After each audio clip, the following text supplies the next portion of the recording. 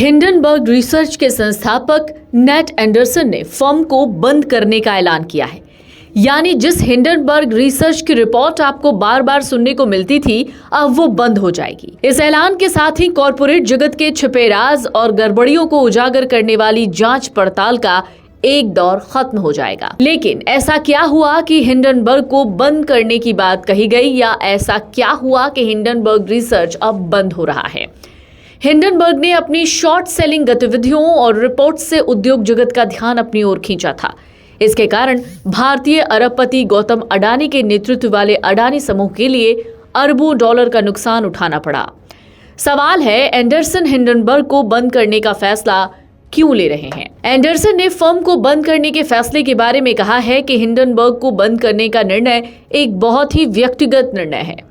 अपने नोट के जरिए उन्होंने साफ किया, कोई एक खास बात नहीं है, कोई विशेष खतरा भी नहीं, कोई हेल्थ इश्यू भी नहीं और कोई बड़ा व्यक्तिगत मुद्दा भी नहीं।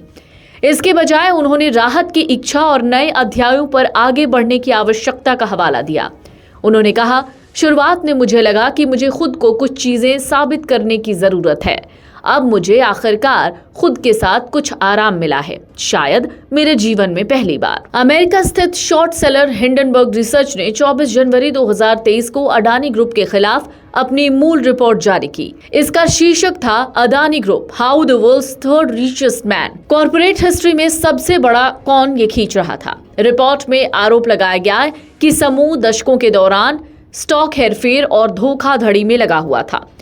रिपोर्ट के मुताबिक हिंडनबर्ग ने अडानी परिवार के सदस्यों पर मॉरिशस, यूएई और कैरिबियाई द्वीप समूह जैसे टैक्स हेवन में ऑफशोर शेल कंपनियां बनाने, फेक रेवेन्यू दिखाने के लिए जाली आयात निर्यात दस्तावेज का उपयोग करने और अपनी लिस्टेड सार्वजनिक कंपनियों से मनी लॉन्ड्रिंग करने का भी आरोप लगाया।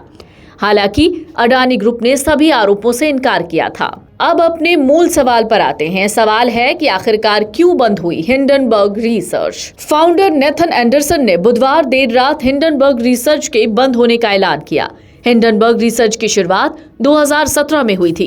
ये बड़ी कंपनियों की वित्तीय धांधली का पर्दाफाश करने का दावा करती थी। नेथन एंडरसन का कहना है, हिंडनबर्ग रिसर्च को बंद करने का फैसला बहुत सोच समझ कर लिया गया है।